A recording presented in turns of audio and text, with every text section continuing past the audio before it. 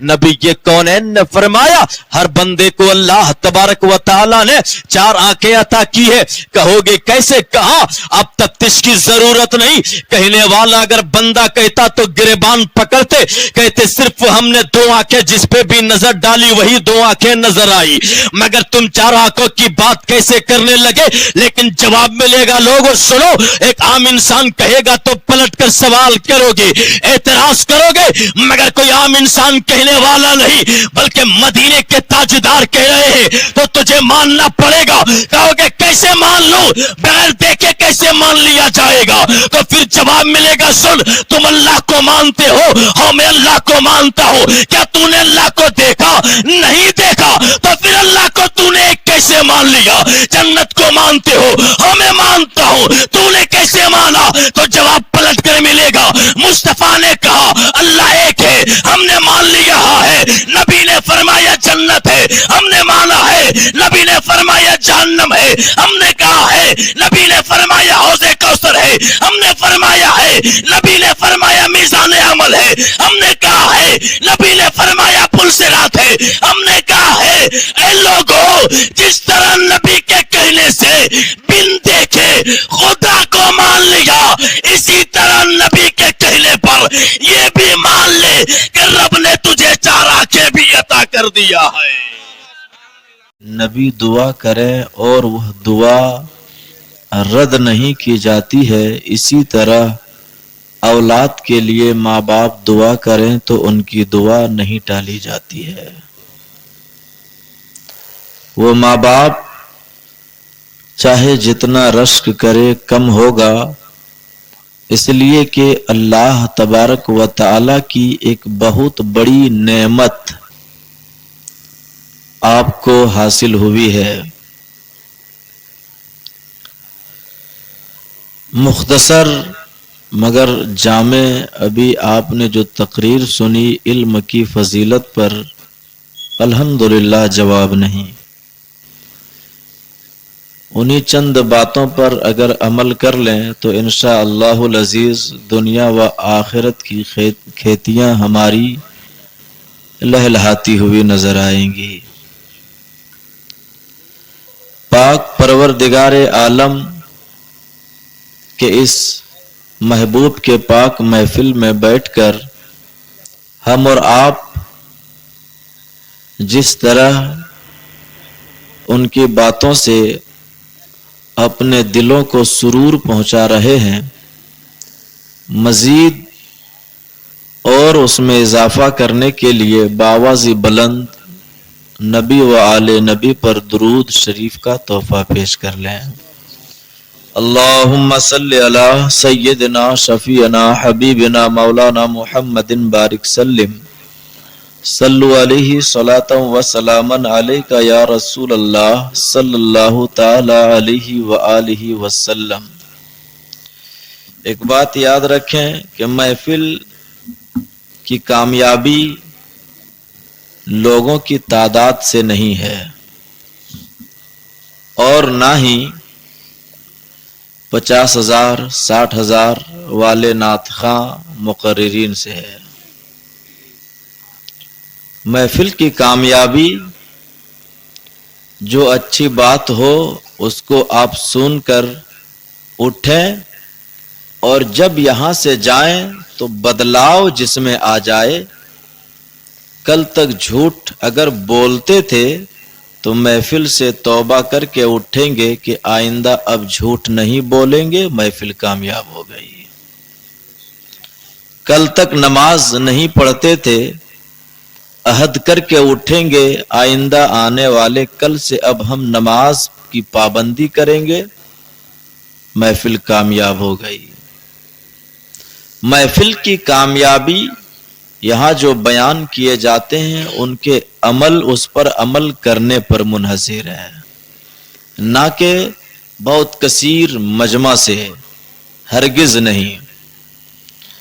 अल्लाह तबारक व ताला ने दुनिया में सबसे पहले कुरान की जिस आयत को नाजिल फरमाया वो है इक़रा बिस्मि रब्बिकल्लज़ी खलक़।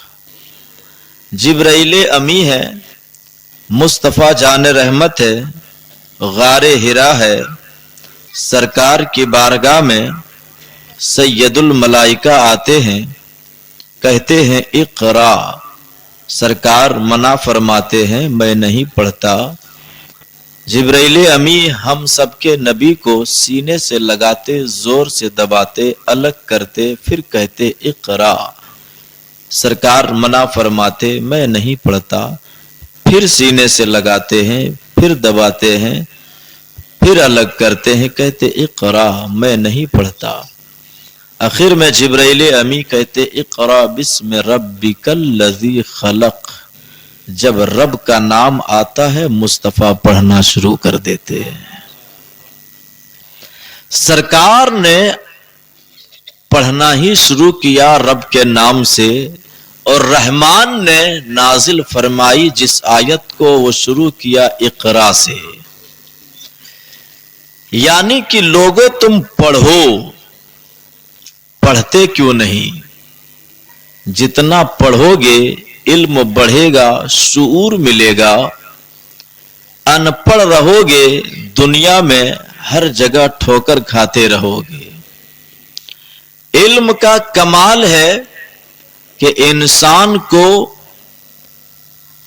جب تک پڑھا ہوا نہ ہو، گاؤں میں گلی میں گھومتا ہے، کوئی بیٹا کہہ کے پکارے، کوئی نام لے کر پکارے، کوئی رے کہے، کوئی بے کہے، مگر جب وہی ایک مدرسے میں جا کر حافظ، عالم، قاری، معلم بنتا ہے، وقت کا امام بنتا ہے، جو کل تک ان کو رے اور بے کہہ کر بلا رہا تھا، اب جب یہ عالم بن کر آ گئے تو انہی کے پیچھے ہاتھ باندھ کر اقتدیت بہذا الامام کی نیت کر کے کھڑا ہو جاتا ہے۔ کیا مقام دیا ہے، کل تک ایک ساتھ بیٹھتے تھے، آج انہی کے پیچھے نماز پڑھ رہے ہیں۔ یہ کس بنا پر قرآن ان کے سینے میں اتر گیا، اس بنا پر۔ یہ کس بنا پر حدیث مصطفیٰ پہ عمل کرنے لگ گئے، اس بنا پر۔ ساتھی یہ بھی سمجھ لیں، صرف علم آ جانا بھی کمال نہیں ہے، علم کے ساتھ ساتھ تربیت بھی آنا کمال ہے۔ بغیر تربیت کا علم ہو تو وہ ابلیس بن جایا کرتا ہے، اور جس میں تربیت بھی شامل ہو وہ باکمال بنا کرتا ہے۔ ابلیس کے پاس علم کی کمی نہیں تھی مگر تربیت کی کمی تھی، اس کے ہاں طور طریقے ادب کی کمی تھی، تعظیم کی کمی تھی۔ علم ہو، تہذیب بھی ہو، وہ انسان بہت ہی باکمال ہوا کرتا ہے۔ الحمدللہ آپ اس دیار سے بھی منسلک ہیں جو سلسلہ نقش بندیہ کے کئی آنے والے لوگ آپ کے دیار میں آرام فرما ہے۔ آپ جانتے ہیں حضرت بہاءالحق نقش بندی اللہ کا اتنے بڑے برگزیدہ ولی ہیں کہ جن کی تعریف ہما شما کے زبان پر قید نہیں ہو سکتی، اس لیے کہ وہ حضرت بہاءالحق نقش بندی ایک روز سمندر کے کنارے بیٹھے ہوئے، دریا کا پانی بہ رہا تھا، من میں خیال آیا کہ دریا کے پانی تو ادھر سے کیوں بہتا ہے؟ اتنا سوچنا تھا کہ دریا کے پانی کے بہنے کا رخ بدل گیا، دوسرے اور بہنے لگا۔ عرض کیے پروردگارا، یہ تو بس میں نے خیال کیا تھا، میں نے کہا نہیں تھا، میری مرضی نہیں تھی، جس میں تیری مرضی ہے اسی رخ میں تو دریا کو بہا دے۔ پھر پہلے ہی والے رخ میں دریا نے بہنا شروع کر دیا۔ الحمدللہ آپ اس ایسے شاہکار ولایت اور سلسلے سے منسلک بھی ہیں، اللہ اسے بھی قبول فرمائے۔ مگر اب ذرا ذہن کو غور کریں، ارشاد فرماتے ہیں دنیا میں ہر انسان کو اللہ تبارک و تعالی نے 4 آنکھیں عطا کی ہے۔ کتنی آنکھیں عطا کی ہے؟ زور سے بولیے نا۔ اللہ نے دنیا میں ہر انسان کو 4 آنکھیں عطا کی ہے۔ آپ کہیں گے 4 آنکھیں؟ اتنے سارے ممبر پر علماء کرام بیٹھے ہوئے ہیں، زمین پہ آپ ہیں، تمام تر لوگ جب سے آپ بنے دنیا میں آئے تب سے ہر ایک انسان کو دیکھ رہے ہیں، کسی کے یہاں 4 آنکھیں نظر آئی؟ نظر نہ آئی۔ لیکن کہتے ہاں اللہ نے ہر انسان کو 4 آنکھیں عطا کی ہے. آپ کہو گے مولانا ہم نے آج تک جسے بھی دیکھا ان کے پاس صرف 2 آنکھیں نظر آئی, 4 آنکھوں کی بات کیسے کرنے لگے؟ میں کہوں گا سنیے, یہ باوقار علماء اہل سنت بیٹھے ہیں, ان سے رابطہ کیجئے, یہ آپ کو جواب دیں گے. تو کہیں گے لوگوں ہاں یقیناً اللہ نے ہر انسان کو 4 آنکھیں عطا کی ہے. آپ کہو گے کیسے, کہاں سے بول رہے ہو؟ تو میں بتاؤں, ایک کتاب ہے, کتاب کا نام تفسیر روح البیان ہے. ان کا لکھنے والا حضرت اسماعیل حقی رحمت اللہ تعالی علیہ ہیں, اور جب وہ لکھتے ہیں اپنی کتاب تفسیر روح البیان میں تو وہ اپنے باپ کی نہیں مدینے والے رسول پاک کی بات لکھا کرتے ہیں.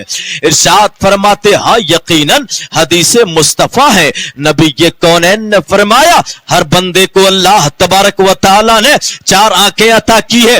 کہو گے کیسے؟ کہا اب تفتیش کی ضرورت نہیں. کہنے والا اگر بندہ کہتا تو گریبان پکڑتے, کہتے صرف ہم نے 2 آنکھیں جس پہ بھی نظر ڈالی وہی 2 آنکھیں نظر آئی, مگر تم 4 آنکھوں کی بات کیسے کرنے لگے؟ لیکن جواب ملے گا لوگوں سنو, ایک عام انسان کہے گا تو پلٹ کر سوال کرو گے, اعتراض کرو گے, مگر کوئی عام انسان کہنے والا نہیں بلکہ مدینے کے تاجدار کہہ رہے ہیں تو تجھے ماننا پڑے گا. کہو گے کیسے مان لوں, بغیر دیکھے کیسے مان لیا جائے گا؟ تو پھر جواب ملے گا سن, تم اللہ کو مانتے ہو, ہاں میں اللہ کو مانتا ہوں. کیا تو نے اللہ کو دیکھا؟ نہیں دیکھا, تو پھر اللہ کو تو نے کیسے مان لیا؟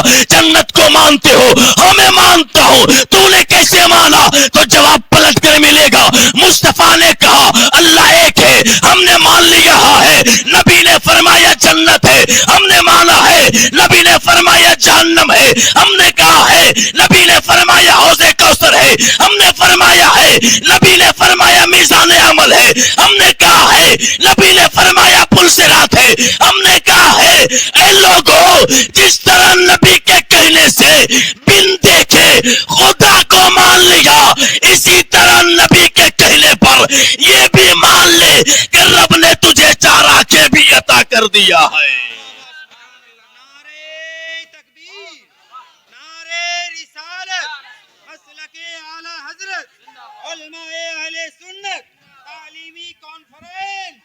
فیضان حضور حبیب الاولیاء, سلسلہ نقش بندیاں, حضور سراج الاولیاء, پیر و مرشد کا دامن, نعرہ تکبیر, نعرہ رسالت. علماء اہل سنت کا خوب زور سپورٹ مل رہا ہے. تھوڑا آپ اونچی آواز میں بولیں یا رسول اللہ, زندہ باد. زندہ دلی کے ساتھ ثبوت دیجئے, زندہ دلی کے ثبوت دیجئے. ارشاد فرماتے ہیں اللہ کے حبیب صلی اللہ تعالی علیہ وسلم نے فرمایا کہ ہر بندے کے پاس 4 آنکھیں ہیں, مگر دل میں خیال تو آئے گا نا, چلو مان لیا میں نے 4 آنکھیں ہیں, مگر اور 2 آنکھیں ہیں کہاں پہ؟ اور 2 آنکھیں ہیں کہاں؟ 2 آنکھیں تو نظر آتی ہے مگر 2 آنکھیں اور کہاں ہے؟ آؤ ذرا توجہ سے سنو. اسی حدیث پاک میں نبی کونین فرماتے ہیں وہ 2 آنکھیں جو ماتھے پہ آپ دیکھتے ہو اور 2 آنکھیں اللہ نے جو عطا کی ہے اس کو چھپا کر رکھا. کہاں رکھا؟ اللہ نے انسان کے دلوں میں 2 آنکھوں کو رکھا ہے. 2 آنکھ اللہ نے انسان کے دل میں رکھا ہے. اللہ اکبر. اب انسان ذرا توجہ سے سننا, انسان آنکھیں میں اس نگاہ سے دیکھتے تو کیا نظر آتا ہے, دل کی نگاہوں سے دیکھے تو کیا نظر آئے گا؟ اس آنکھوں سے دیکھو گے تو آسمان, آسمان کی بلندی نظر آئے گی. اس نگاہ سے دیکھو گے تو زمین, زمین کے ذرات نظر آئیں گے. اس نگاہ سے دیکھو گے تو چاند کی چاندنی نظر آئے گی, ستاروں کا جھلملانا نظر آئے گا, سورج کی شعاعیں نظر آئے گی. مگر اے انسان ذرا توجہ سے سنو, دل کی آنکھیں جب کھل جاتی ہے تو وہ چیز نظر آنے لگتی ہے جو ہم سوچ بھی نہیں سکتے, وہ بندہ دیکھنا شروع کر دیتا ہے. آپ کہو گے دیکھے گا کیسے؟ تو آؤ ذرا توجہ سے سنو. ایک صحبت کی اثر, اگر بروں کی صحبت میں بیٹھو گے تو برا بن جاؤ گے, مگر نیکوں کی صحبت میں بیٹھو گے تو نیک بنو گے. کہو گے کیسے؟ آؤ ذرا توجہ سے سنو. فرماتے ایک باغ ہے, باغیچے کا مالک ایک جوان ہے. باغیچے کے مالک نوجوان کی نظر اٹھتی ہے تو دیکھتے کہ باغ کے बगल में किनारे एक बुजुर्ग इंसान तशरीफ रखते हैं जिनके चेहरे से नूर टपकता है, चेहरा नूर वाला है। फरमाते जवान की नजर जब बुजुर्ग इंसान पे पड़ी तो वह बंदा उठा, आगे आगे आए, कुछ धीरे धीरे चले, बुजुर्ग के करीब गए। जो बुजुर्ग पतला दुबला इंसान बैठे हुए थे, चेहरे से नूर टपक रहा था, कांधे पे झोले थे, उस झोले में रोटी का आधा टुकड़ा था। मैं बताऊं कौन थे वो? सुनोगे तो दिल मचल जाएगा। फरमाते जो बुजुर्ग बैठे हुए थे उसका नाम हजरत उस्मान हारूनी है, और जो जवान आ रहा था उसको ख्वाजा मोइनुद्दीन हसन संजरी कहा जाता है। हजरत ख्वाजा हसन संजरी, हम सबों के राजा हजरत ख्वाजा, गरीबों के गम गुसार, गरीबों के गरीब नवाज। तशरीफ फरमा है हजरत उस्मान हारूनी। हजरत मोइनुद्दीन तशरीफ ला रहे हैं, बेटे नजर आ गए हो।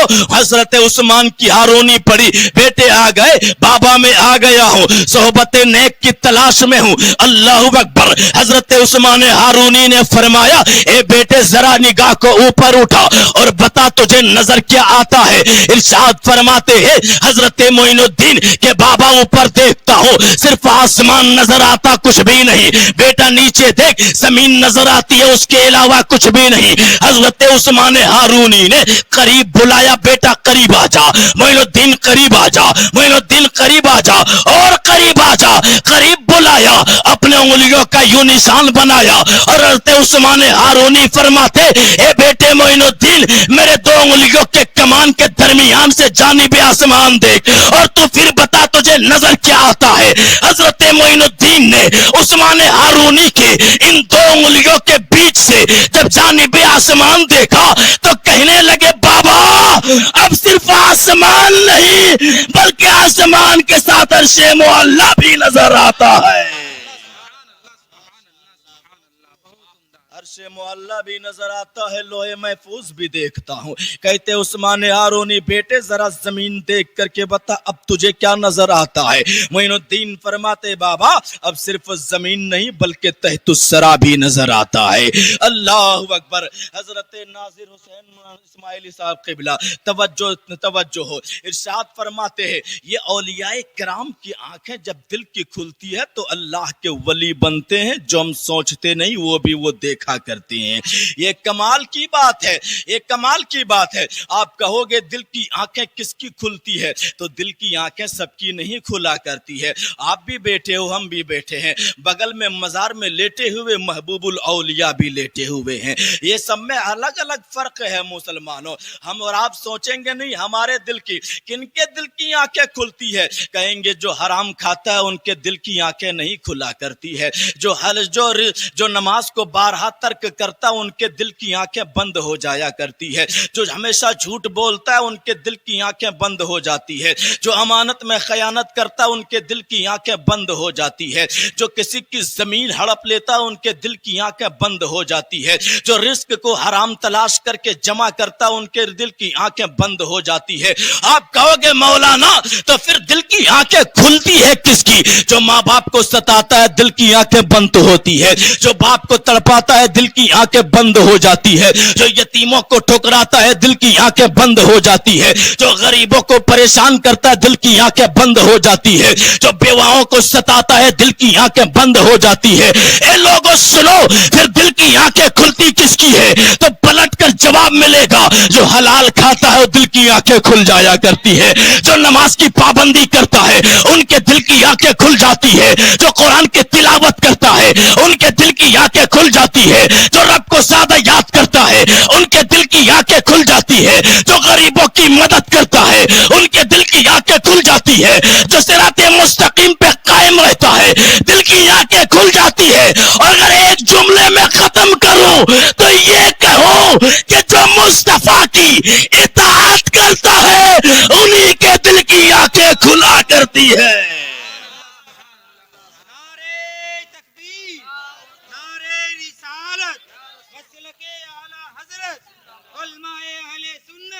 फैजाने हुजूर हबीबुल औलिया। اللہ تبارک و تعالی کے بندو ذرا غور سے سنو. حق بات بہت کڑوی لگتی ہے مگر دل میں جگہ دینے لگے تو دنیا ہماری سنورنے لگ جائے گی. آج کل بندہ سوچتا کیا ہے معلوم ہے؟ ہر بندہ سوچ رہا ہے کہ ارے کامیاب بندہ وہ ہوتا ہے جو زیادہ کماتا ہے, پیسہ زیادہ جمع کرتا ہے, جو زیادہ بینک بیلنس اکٹھا کر لیتا ہے, جو زیادہ بڑا زمیندار ہوگا. اس سے بڑا کامیاب انسان کوئی نہیں ہو سکتا ہے. لیکن ذرا سنیے, توجہ سے سنیے. آپ کامیابی تلاش کرتے ہیں دولت میں, آپ کامیابی تلاش کرتے ہیں ثروت میں, آپ کامیابی تلاش کرتے ہیں سلطنت و سنویدھان میں. لیکن سنیے, نہ سلطنت میں سکون ملیں گے نہ دولت میں سکون ملے گا. آپ سکون تلاش کرو گے تو کہاں؟ لوگ بلڈنگ بنا لیے مگر دلوں میں سکون نہیں ہے. لوگوں نے 4 ویلر خریدا مگر سکون نہیں پاتا ہے. لوگوں نے جائیداد بہت اکٹھے کر لیے مگر سکون نہیں مل رہا ہے. آخر کیوں سکون کیوں نہیں ملتا ہے؟ سکون اس لیے نہیں مل رہا ہے کہ جب ہم نے بینک بیلنس کو مضبوط کیا اس وقت ہم نے یہ دیکھا نہیں کہ جو پیسہ میں لا رہا ہوں وہ حلال ہے یا حرام ہے. جو لقمے ہم نے اکٹھا کیے اور کھانا شروع کیے, کھاتے وقت ہم نے سوچا نہیں حلال ہے یا حرام ہے. اسی لیے ہمارے دلوں سے سکون نکلنے لگ گیا. نہ بلڈنگ میں سکون, نہ فلائٹ میں سکون, نہ 4 ویلر میں سکون, نہ جائیداد میں سکون, نہ سلطنت و حکومت میں سکون. آپ کہو گے مولانا تو پھر سکون ملے گا کہاں؟ تو میں کہوں گا مولانا سے مت پوچھ, تو قرآن سے پوچھ جسے رب نے نازل فرمایا ہے. اگر مچل کر بولو تو میں بتا دو, بولے یا رسول اللہ. مولانا کے باپ کی جاگیر نہیں کہ وہ بتا دے, مگر مولانا نے قرآن پڑھا تو قرآن کی بولی بولنے لگ گیا ہے. اس لیے کہ قرآن کسی مولوی کی کتاب نہیں, قرآن تو رحمان کی کتاب ہے. رحمان اور رحمان کا کلام جسے قرآن کہا جاتا, اس قرآن سے پوچھو پلٹ کر, اے قرآن تو ہی بتا دے سکون کہاں ملے گا, راحت کہاں ملے گی, قرار کیسے پاؤں گا؟ تو قرآن کہتا ہے دنیا کے چکر میں مت پڑ, اگر تجھے سکون چاہیے تو اعلیٰ بذکر اللہ تطمئن القلوب, خدا کا ذکر کرو دلوں کو سکون مل جائے گا.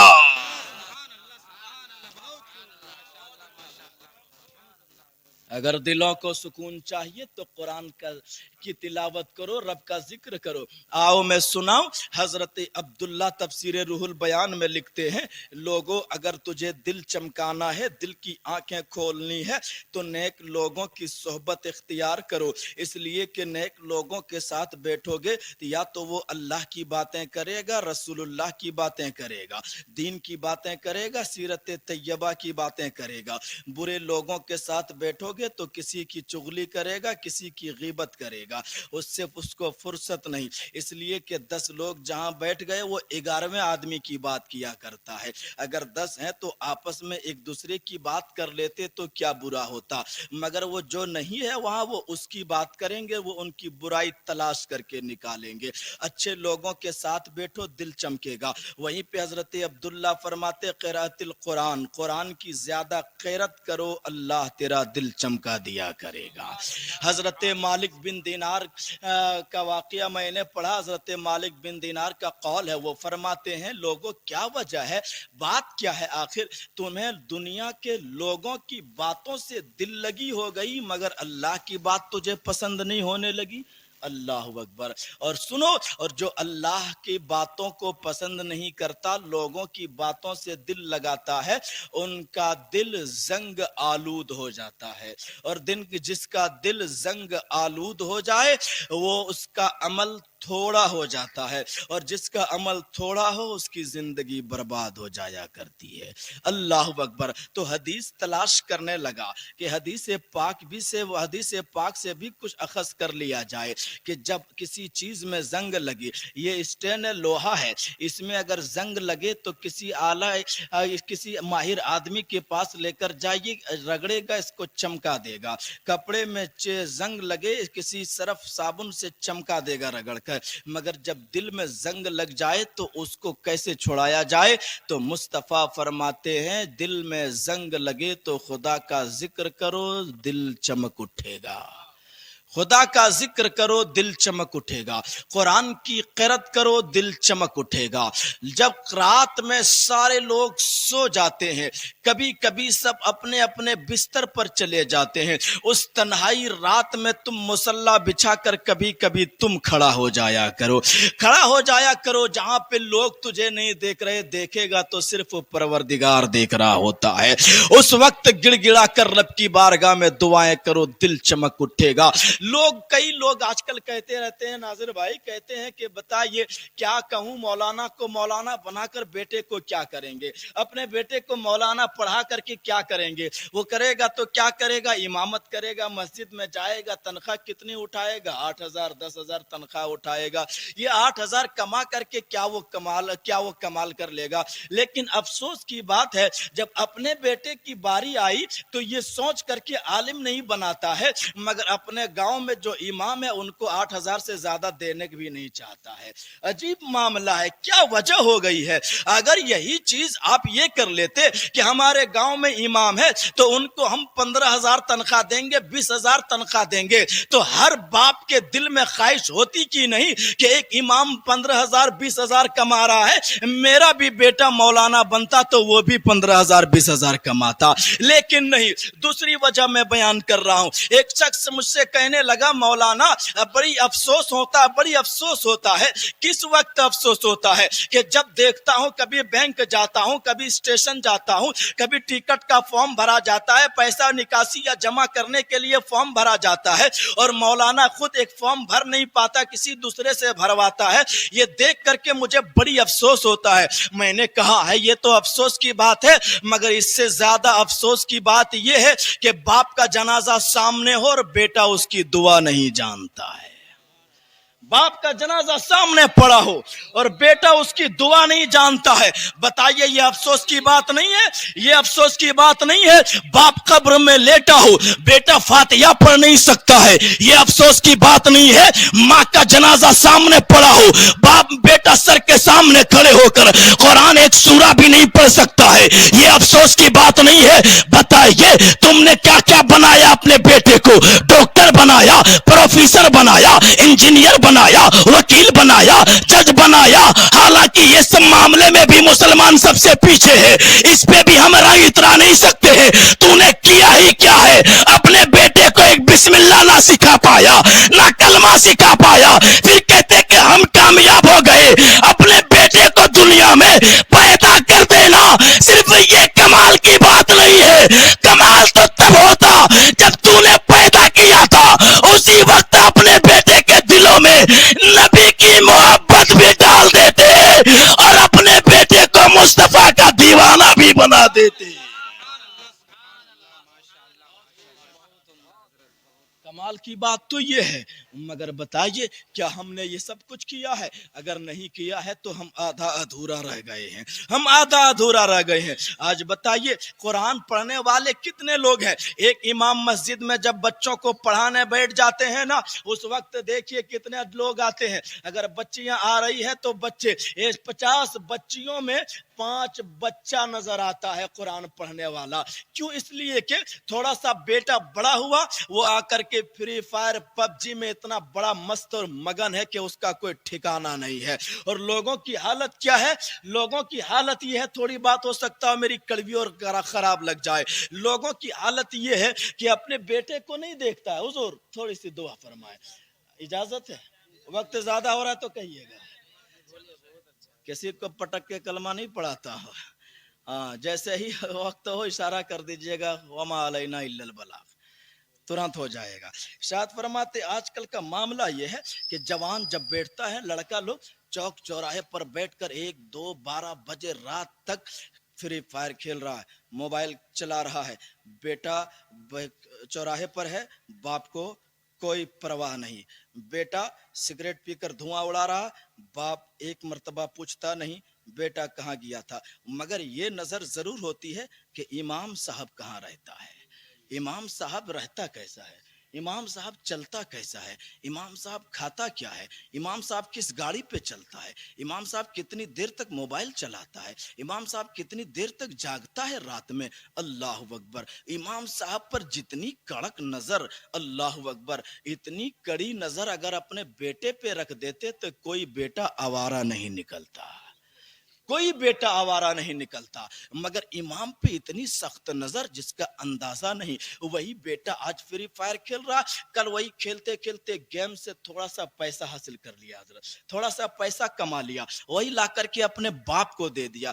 باپ تو اور خوش گد میرا بیٹا پیسہ کما کر کے لانے لگا. اسی میں کچھ آوارہ اتنا نکلا جو سائبر کرائم کو وجود میں لانے لگا. وہ کھیت کھلیان میں جا کر کے بیٹھتا ہے، بٹن دبایا، کئی غریبوں کے اکاؤنٹ کو خالی کر دیا.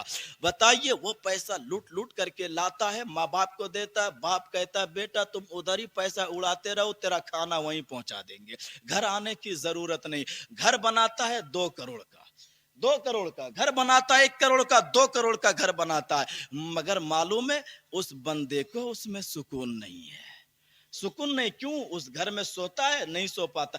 2 کروڑ کی بلڈنگ مگر سوتا ہے کھیت میں جا کر کے. 2 کروڑ کا گھر مگر سوتا ہے ندی میں جا کر کے. اس میں بھی سکون نہیں. رات کے اندھیرے میں کسی نے اگر ایک ٹارچ جلا دیا تو وہاں سے بھی بھاگتا نظر آتا ہے.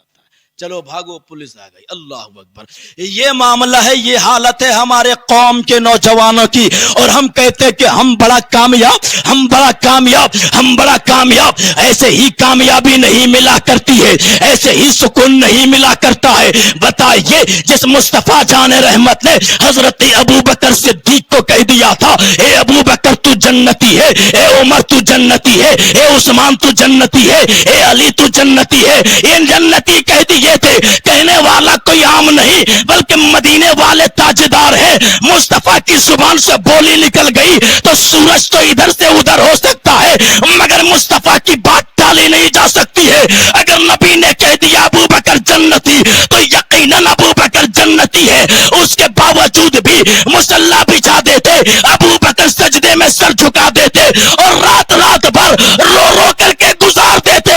کیا ضرورت تھی رونے کی؟ کیا ضرورت تھی گر گرانے کی؟ بتانا تھا قوم کو اے لوگوں سنو، جس جنت کو تو نے اتنا آسان سمجھ رکھا ہے اتنا آسان نہیں ہے. ابو بکر جب رات بھر روتا ہے تب مصطفیٰ اسے جنت کی بشارت دیا کرتے ہیں. اتنا آسان نہیں ہے. اگر ہم اور آپ کہہ دیں کہ ہاتھ اٹھا کر کہہ دو یا رسول اللہ سبحان اللہ جنتی بن گئے تو اتنا آسان نہیں ہے. ہاں رب کی رحمت کے اوپر ہے. اگر وہ چاہے تو ایک پل میں کسی بہانے میں جنت دے دے. رحمت حق بہانہ می جوید.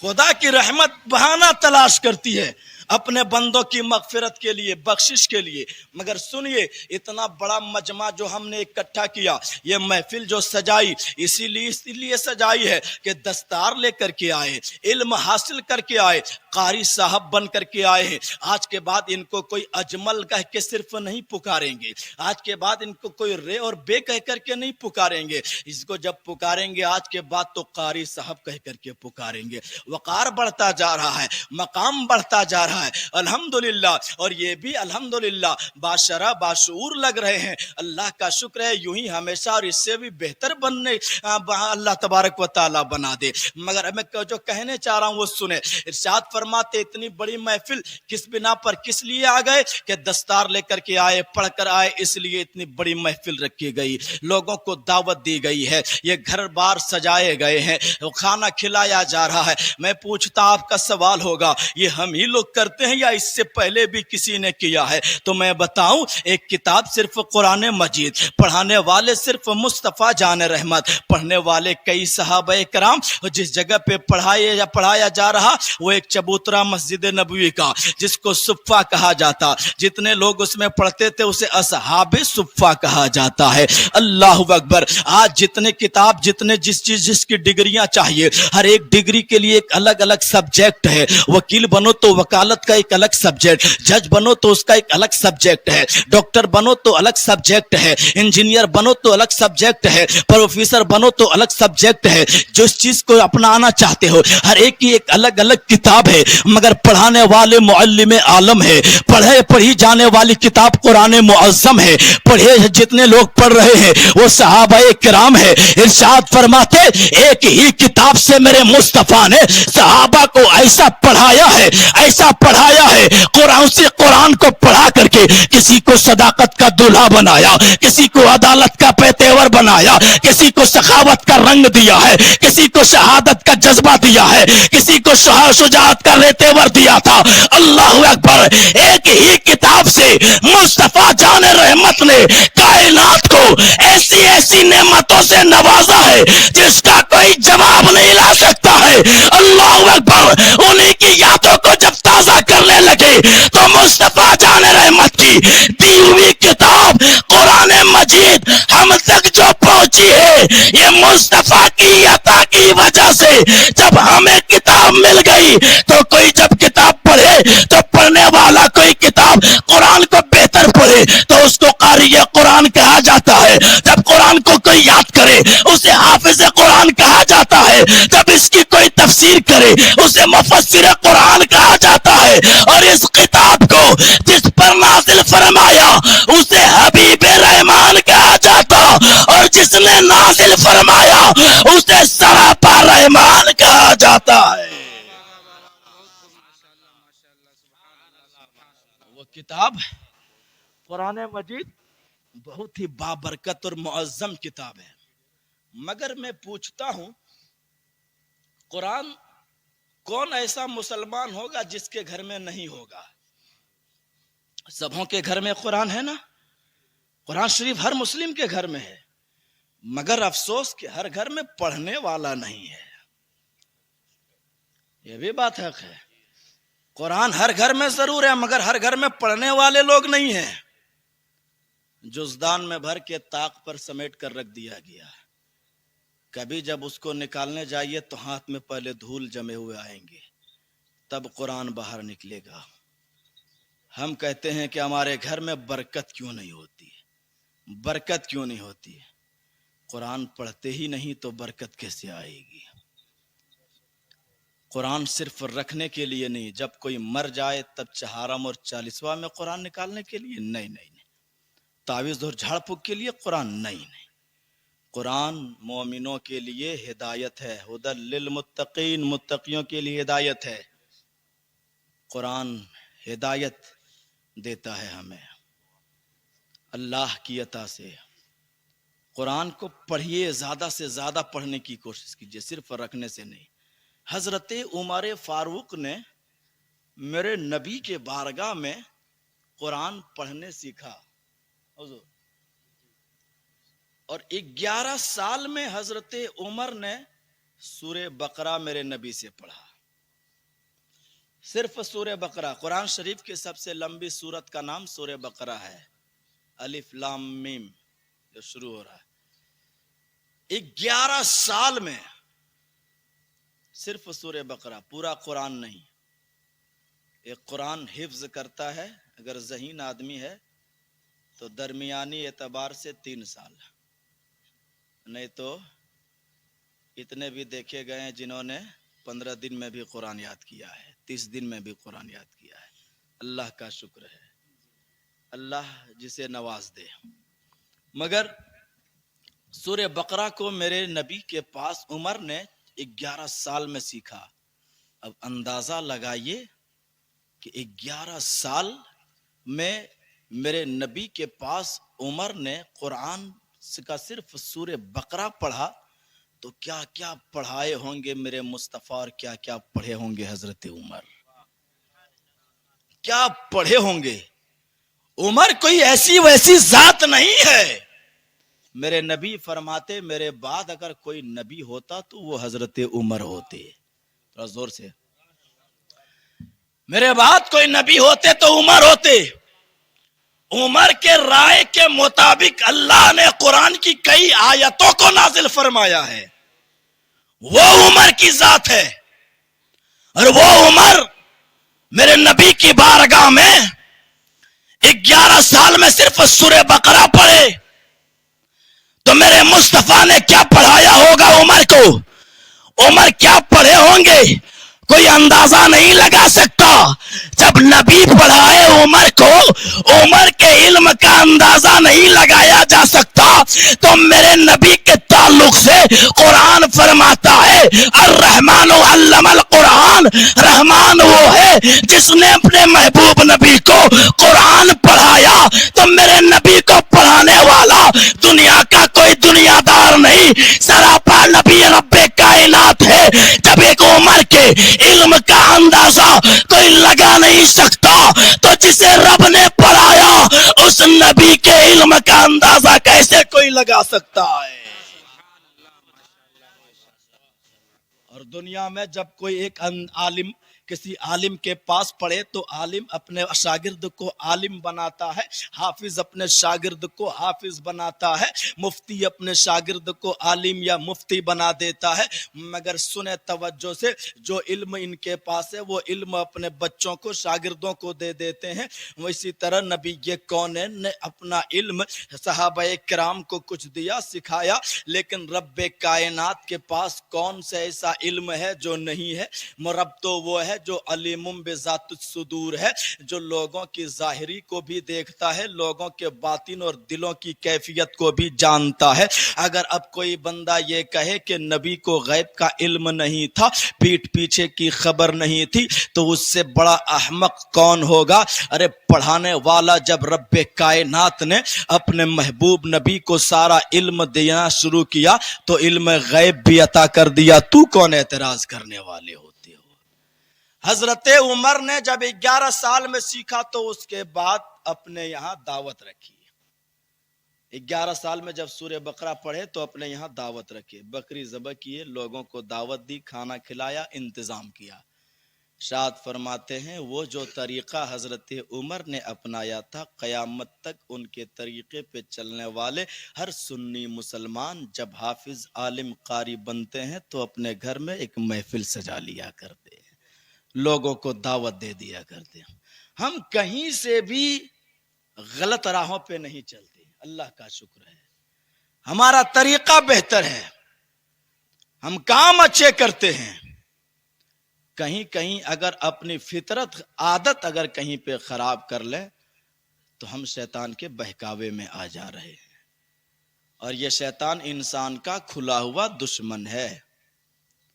इसीलिए आप इस्तगफार ज्यादा से ज्यादा पढ़ा करें। आप गुर्बत में परेशान हैं, कर्ज में डूबे हुए हैं, मेरे नबी फरमाते इस्तगफार ज्यादा पढ़ो, बीमारी भी खत्म होगी, परेशानी भी खत्म होगी। जो बच्चे मदरसे में पढ़ते हैं उस मदरसे की फजीलत यह है कि जब ये रास्ते से चलते हैं तो फरिश्ते अपने पर उनके कदम के नीचे बिछा दिया करते हैं। जिस घर से ये बच्चे मदरसे के गुजर जाए, घर में 40 दिनों तक बरकतों का नुज़ूल हो जाया करता है। जिस कब्रिस्तान के बगल से बच्चे गुजर जाते हैं, कब्र में अगर अजाब हो रहा हो, 3 मेहमान रसूल के कदम पड़ने की बरकत से कब्र से अजाब उठा लिया जाता है। अल्लाह का कितना बड़ा फजल है, करम है इन लोगों पर, हम और आप इसे समझ नहीं सकते। मगर इनका हाल क्या है, ठंड का मौसम हो, गर्मी का मौसम, आखिरी बात गुफ्तगू को तमाम कर रहा हूँ, तवज्जो से सुने। ये अपने टूटी हुई जमीन पर सोते हैं, अल्लाह अकबर, टूटी हुई जमीन पर बिछौना ऐसे ही फर्श जमीन पर बिछा दिया, उसी पर सो रहे हैं। रात का ठंड वाला मौसम है, हम और आप अपने घर में जब सोते हैं तो आराम के लिए कितनी चीज़ों का इंतज़ाम करते हैं। कोई बेड का इंतज़ाम, कम्बल का इंतज़ाम, गर्मी है तो एसी का इंतज़ाम। मगर हर हाल में ये नबी के मेहमान अपने अपने घरों में इसी तरीके से नबी के घरों में आराम फरमाते हैं। आराम फरमाना क्या, आधी रात तक ये पढ़ते रहते हैं।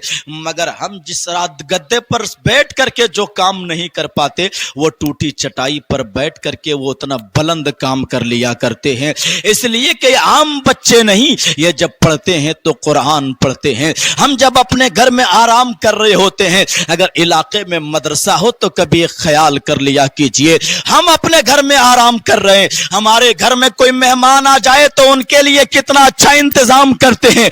हमारा मेहमान अगर आ रहा है तो बेहतरीन खाने के लिए लजीज खाना लाया जाए, मेहमान नवाजी शानदार तरीके से की जाए, कहीं से कोई तकलीफ ना होनी पाए। हमारे मेहमान के लिए इतना इंतजाम होता है तो नबी के मेहमान के लिए कितना इंतजाम होना चाहिए। हमारे बगल में अगर मदरसा चल रहा हो, उसमें नबी के मेहमान पढ़ रहे हैं तो उन बच्चों का भी कभी ख्याल कर लिया करो लोगों, इसलिए कि याद रखना, जब आप नबी के मेहमान की ताजीम यहाँ पे करते हैं तो मदीने में मुस्तफा मुस्कुरा जाया करते हैं। मुस्तफा जाने रहमत ही को तो खुश करना हमारा आईने मकसद है। सरापा मुस्तफा हमसे खुश हो गए तो रब्बे कायनात राजी हो जाएगा। अल्लाह तबारक व ताला हम तमामी को हर एक नेक राहों पर चलने की तौफीक अता फरमाए, हम सबों को इहदिन सिरात पर कायम अता